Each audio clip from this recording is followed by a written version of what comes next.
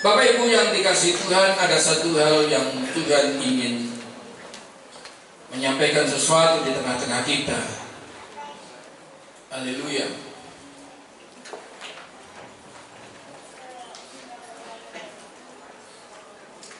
Ada satu hal yang perlu kita pahami ketika kita percaya kepada Tuhan Yesus. Ketika hidup kita berjalan bersamanya, maka ada kuasa ilahi yang menyertai. Ini berbicara penyertaan Tuhan dalam pimpinan dan kuasa Roh Kudus. Lalu saat ini mari kita pahami sejauh mana kekuasaan Tuhan, kuasa ilahi itu bekerja di dalam diri kita.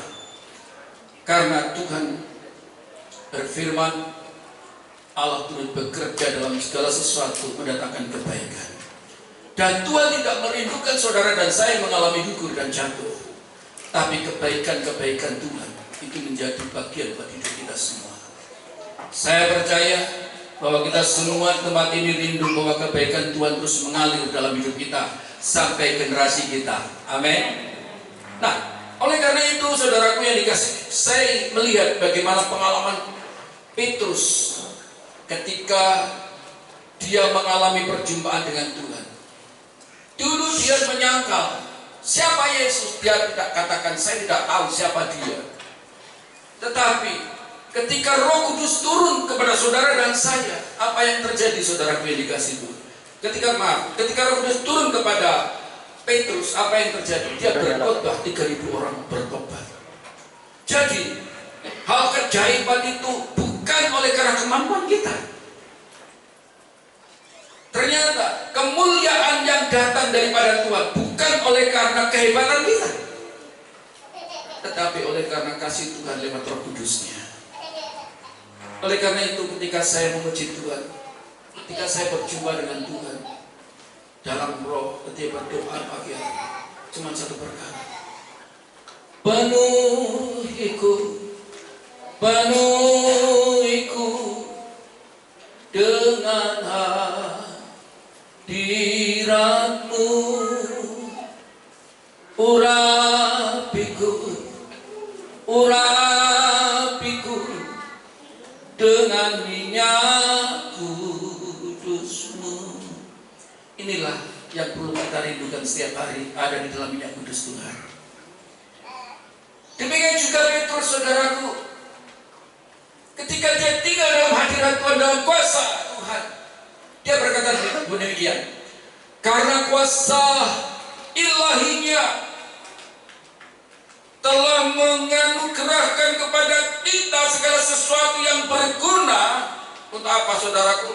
Hidup yang saleh oleh pengenalan kita akan Dia, hidup dalam kebenaran Allah, hidup di dalam kehidupan yang berguna bagi masa depan kita dan generasi, hidup saleh dan benar. Itu oleh karena kuasa ilahi yang telah memanggil kita oleh kuasanya yang mulia dan ajaib. Apa maksudnya?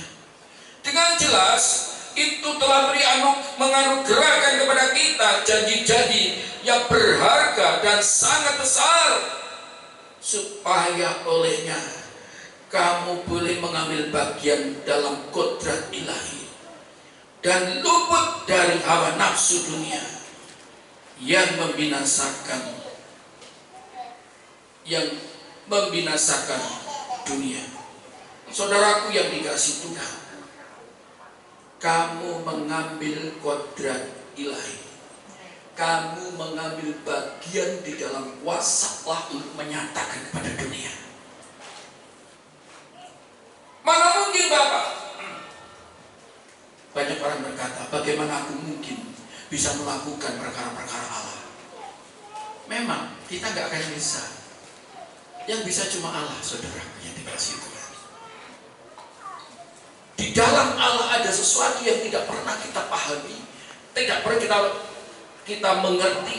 Tetapi ketika kita ada di dalam Allah, apa yang tersembunyi yang tidak pernah orang tahu, Tuhan menyatakannya. Bahkan yang tidak pernah kita mengerti, Tuhan membukakan rahasia itu. Ada suatu hal saudaraku yang pernah saya pengalaman, ini pengalaman saya saudaraku yang dikasih Tuhan. Ada satu keluarga yang hidupnya itu kacaunya bukan main, saudaraku yang dikasih Tuhan. Dan mereka hidup dalam penyembahan roh. Lalu minta pelayanan kepada saya. Itu rumahnya Jakarta. Saudara, saya melihat orang ini baik-baik semua, tapi kok bisa kacau hidupnya. Itu loh iblis, saudara, yang dikasih Tuhan. Iblis itu justru kepada orang yang hidupnya tenang-tenang saja, itu paling senang, saudaraku. Dia dibuat mainan. Untuk apa? Untuk supaya terlena dengan penyembahan yang sesungguhnya kepada Allah. Lalu apa yang terjadi, saudara? Ketika saya berdoa kepada dia, Tuhan berikan penglihatan. Maaf ya Pak, saya bilang gitu. Mungkin Bapak ini ada sesuatu benda yang Bapak paling sukai, dia bilang gitu. Saya bilang begitu. Ya ada sih Pak, saya paling suka itu Pak. Kalau pagi saya akan pelihara itu dan saya akan melihat apa yang terjadi buat yang saya rawat, tumbuh-tumbuhan. Dia punya tumbuh-tumbuhan bonsai yang bentuknya itu, saudaraku, kayak RRC itu, kayak tanaman di RRC yang bagus sekali, yang bernilai mahal. Katanya ini duplikatnya, dia bilang gitu. Oh iya, saya tahu itu. Saya tahu itu. Dan saya melihat Bapak sering bertengkar dengan Ibu gara-gara daripada pohon ini. Iya, ya coba ini diginikan, kan nggak boleh ini diginikan. Saya tahu itu Bapak. Itu Bapak taruh di depan dapur Ibu, saya bilang gitu. Duh, kok tahu Bapak? Saudaraku yang dikasih Tuhan. Saya kaget, padahal saya sendiri itu, saudaraku yang dikasih Tuhan, cuma menerima penglihatan saja. Ternyata benar. Saya katakan, tanaman itu tingginya sekian, lebarnya sekian. Lalu saat itu, sekarang ini dalam kondisi keadaan warnanya kering dan ini begini. Duh, Bapak kok tahu? Saudaraku, tolong Bapak datang ke Jakarta. Saya datang ke Jakarta, saudara. Dan saya lihat benar apa yang saya lihat. Dan saya katakan, buang. Dan ketika dibuang tanaman itu, saudaraku, damailah terjadi dalam rumah tangga itu. Nah, saudaraku yang dikasih Tuhan, ini membuktikan bagaimana Allah bisa bekerja di luar batas waktu, di luar batas wilayah, di luar batas kemampuan kita. Demikian juga Petrus berkata, karena kuasa ilahinya telah dianugerahkan kepada kita. Jadi semua itu oleh karena kuasa ilahi yang Tuhan percayakan kepada kita. Dan kita boleh memenuhi bagian itu. Saudaraku, Petrus sangat benar-benar tahu tentang Kristus, bahwa kuasa ilahi yang dia terima adalah kuasa ilahi yang saat ini dipercayakannya oleh karena dia mampu melakukan hidup saleh sehingga dia layak, saudaraku yang dikasih Tuhan. Benar, kamu adalah muridku. Yang disebut murid Tuhan itu adalah orang-orang yang hidupnya itu berubah, yang dulunya berpikir duniawi, yang pikir tentang dunia, dan dia berpikir kembali kepada hal ilahi, tentang surgawi, tentang kehidupan daripada yang kedua, bukan yang ada di bumi. Mari saudara dan saya hari ini kita mulai berubah paradigma kita untuk berpikir apa yang terjadi yang akan datang. Karena mengapa? Oleh karena kesalahan kehidupan kita ini, kita akan mengalami kemenangan demi kemenangan, terutama apa? Daripada peperangan kita atas dosa yang selalu mengintimidasi hidup kita. Dan oleh karena kuasa ilahi itu, kita akan melihat kuasa-kuasa yang dipercayakan pada saudara dan saya, untuk saudara mengalami kebaikan Tuhan. Dan itu bukan kepada kita saja, tapi sampai kepada keturunan kita, saudara. Sampai kepada keturunan kita, saudara, yang dikasih Tuhan. Berapa banyak anak-anak kita, keturunan kita menjadi bingung. Itu bukan oleh karena kesalahan dia, tetapi oleh karena kesalahan dari kita sendiri. Karena kita tidak membimbing anak secara maksimal untuk takut akan Allah. Oleh karena itu, ketika saya berdoa dengan anak-anak kecil begini, saudara, hati saya merata, menangis dan bersyukur. Tuhan, masih kecil biar dari tanganmu. Aku percaya bahwa generasi-generasimu ini yang akan menghancurkan kuasa iblis di kota ini. Dan itu adalah generasi saudara dan saya yang percaya. Tepuk tangan buat Tuhan Yesus Kristus. Oleh karena itu saudaraku yang dikasihi Tuhan, Paulus menangkap karena Paulus ini selalu belajar kepada Petrus. Paulus kan nggak pernah tahu Yesus itu bagaimana. Yang kenal banget itu kan si Petrus. Kalau saudara lihat surat-suratnya daripada Petrus, itu cara berpikirnya sama dengan Paulus. Dia tulis begini, bagi dialah yang dapat melakukan jauh lebih banyak daripada yang kita doakan atau pikirkan, seperti yang ternyata dari kuasa yang bekerja di dalam kita. Begitu bangga Paulus saudara kepada apa yang dia terima kuasa ilahi itu. Karena kuasa ilahi itu bukan untuk kemegahan manusia, bukan untuk kemegahan daripada kita, tetapi bagi dia sebagai karya Allah untuk dirinya sendiri yang dapat melakukan jauh lebih banyak daripada yang kita doakan. Engkau saat ini berdoa kecil, tapi nanti hasilnya lebih dahsyat karena Tuhan ingin sesuatu yang terbaik. Oleh karena itu, saya melihat dari saudara-saudaramu yang melayani di tempat ini, saya bersyukur mereka saling merendahkan hati, mereka saling menghormati satu sama lain.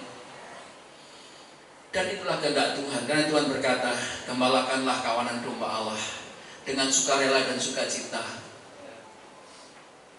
dan bukan dengan paksa.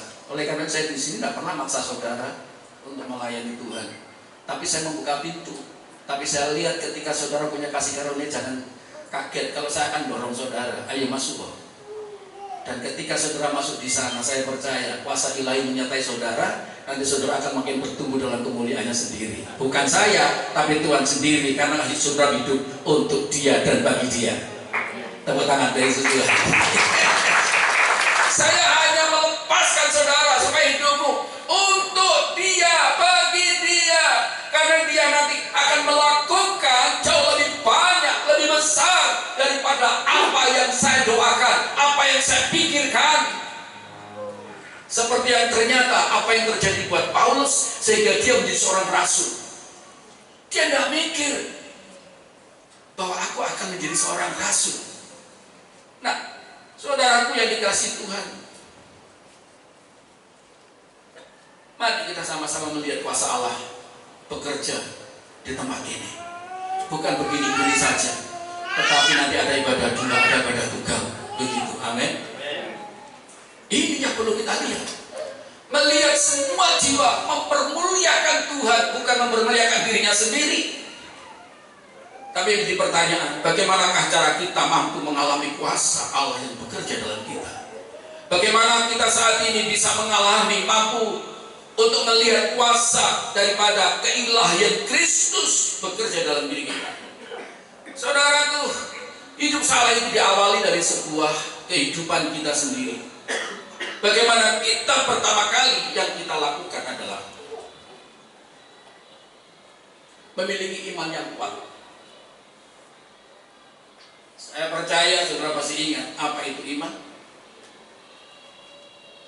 Iman adalah dasar segala sesuatu yang kita harapkan dan bukti dari segala sesuatu yang kita lihat. Hari depan saudara melihat apa? Apa yang ada di pikiranmu? Itulah yang akan menjadi transformasi hidupmu. Sebab segala sesuatu yang kita kerjakan di depan itu bergantung daripada cara berpikir saudara hari ini. Saudara, kita tidak sadar bahwa langkah hidup kita ini ditentukan oleh karena setiap pikiran-pikiran yang saat ini kita tampung informasi dari luar. Apa yang kita lihat, apa yang kita dengar, dan apa yang kita rasakan di dalam kita melangkah. Dan itu tidak sadar kita termotivasi untuk melakukannya, saudaraku yang dikasihi Tuhan. Kadang-kadang kita berjalan tapi tanpa arah, sehingga kita menjadi lelah. Karena lelah, engkau menjadi stres dan frustasi. Itu yang membuat gagal dan engkau menjadi putus asa. Hari ini tentukan, mari, apa yang kau tanam dalam pikiranmu. Karena pikiran kita ini yang akan menentukan langkah kita dan menentukan daripada nasib kita. Saudaraku yang dikasihi Tuhan, Tuhan berkata, milikilah iman yang kuat. Jadi apa yang masuk dalam pikiran kita tidak sadar kita perkatakan, dan kita mempercayai apa yang kita katakan, dan apa yang kita katakan itu mengandung konsekuensi dari apa yang akan terjadi. Seperti apa yang saat ini kami alami, sering saya bercerita pada saudara, kita adalah orang yang harus menjadi berkat. Kita adalah orang yang harus menjadi berkat. Akhirnya apa yang terjadi? Kita menjadi orang yang murah hati. Setiap ada sesuatu yang menyusahkan, gak segan-segannya harus turun tangan untuk melakukan. Baik itu berkorban tenaga, berkorban keuangan, maupun berkorban tentang perasaan kita. Yang penting satu, aku bisa melakukan yang terbaik bagi Tuhan. Nah, saudaraku yang dikasihi Tuhan, Petrus mengatakan demikian. Dengan skala aspek yang kita lakukan itu, saudaraku, tidak mungkin hal-hal itu merupakan sesuatu yang menyukakan. Ada sesuatu yang kadang itu menyedihkan dari apa yang kita lakukan, apa yang kita tabur. Kita sudah berbuat baik, belum tentu kita menerima yang baik, saudaraku. Tujuannya baik, saudaraku yang dikasih Tuhan. Ternyata saudaraku diterima jelek orang lain, bahkan difitnah, saudara. Ada satu kisah, saudaraku yang dikasih Tuhan. Ada suami istri di mall, dia belanja. Lalu istri mencari barang lain, kira-kira jaraknya sini sampai situ seru. Karena asik melihat barang-barang di atas. Lalu sang suami, saudaraku, di pinggir begitu sambil lihat barang-barang. Tiba-tiba, saudaraku, ada seorang wanita yang saat itu bawa barang, tetapi saudaraku yang dikasih Tuhan, mereka keberatan. Lalu dia jatuh. Apa yang terjadi, saudara? Dengan sendirinya refleks hati baik dari suami, saudara, itu mengambilkan dan diberikannya dan ditaruh di keranjangnya. Istrinya, saudaraku, tanpa kompromi langsung datang ditempeleng suaminya, saudaraku, karena tidak mengerti. Berapa banyak kesalahpahaman itu terjadi oleh karena perbuatan baik kita. Tapi kami percaya perbuatan baik itu tidak akan pernah berbuah keburukan. Apa yang kita tabur baik, pasti kita akan menuai kebaikan. Amin. Yes. Nah, saudara yang dikasihi Tuhan, Pak Petrus berkata demikian, bergembiralah akan hal itu. Sekalipun sekarang ini kamu seketika harus berduka cita oleh berbagai-bagai pencobaan, berbagai-bagai kesakitan. Maksudnya semua itu ialah untuk membuktikan kemurnian imanmu, yang jauh lebih tinggi nilainya daripada emas yang fana, yang diuji kemurniannya dengan api, sehingga kamu memperoleh puji-pujian dan kemuliaan dan hormat pada hari Yesus Kristus menyatakan dirinya. Saudaraku, saya senang dengan ayat ini. Ketika kita dalam pencobaan, Tuhan sediakan apa ini?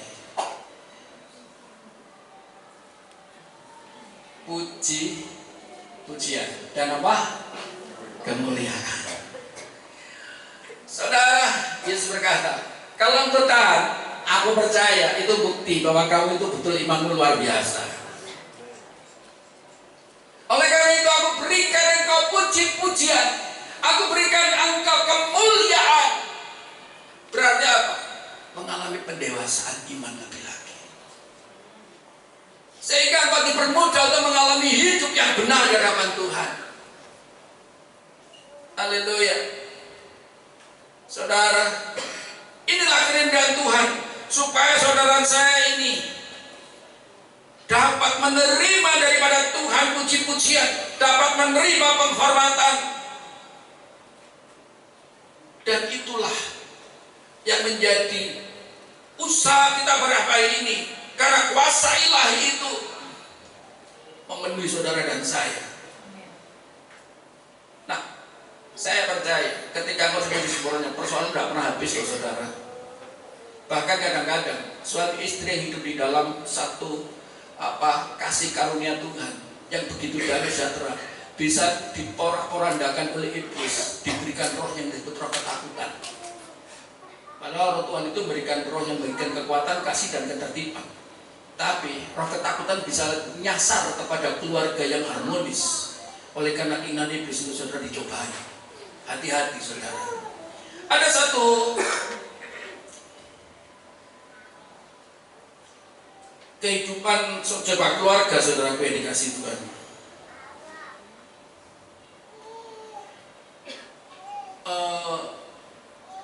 Gini ceritanya, saya sangat-sangat terkesima sekali dengan kisah ini. Seorang bapak dan ibu sangat harmonis sekali. Suatu saat dia mengadakan pesta ulang tahun, honeymoon, sendiri, nggak sama keluarga, tidak sendiri aja. Dia pergi berlayar bersama berdua. Satu saat saudaraku yang dikasih Tuhan, kapal diterjang badai. Istrinya ini punya ciri khas saudaraku. Dia ini orangnya saudaraku penakut, tapi emosional. Saudaraku yang dikasih Tuhan. Lalu dia datang ke suaminya yang waktu di kamar kecil di kapal itu. Dia datang, kau ini diam-diam saja. Ini kapal kena ombak, kita akan tenggelam. Dan teriak-teriak saudaraku dan tidak menghargai suaminya karena ketakutan. Lalu suaminya saudaraku dengan tenang, dia ngambil pisau. Lihat ini, kau nggak takut dengan pisau ini? Dia katakan begini istrinya, aku tidak takut dengan pisau. Karena aku tahu siapa yang megang pisau itu tidak akan membunuhku, karena aku adalah orang yang mencintaiku. Lalu dengan tersenyum suami itu meletakkan pisaunya. Betul, aku sangat mencintai kamu. Demikian juga sang pencipta badai itu. Aku tenang karena dia juga mencintaiku. Aku tahu setiap kejadian hidup kita ini penuh dengan badai yang tidak pernah habis. Tapi kasih Tuhan itu menyelamatkan kita. Oleh karena itu layaklah kita selalu memuji Tuhan. Ku mau cinta Yesus selamanya. Amin. Ku mau cinta Yesus selamanya. Meskipun badai silih berganti dalam hidupku, ku tetap cinta Yesus selamanya. Siapa dia? Ya Aba, Bapa, ini aku anakmu, layakkanlah seluruh hidupku. Ya Bapa, Bapa, ini aku.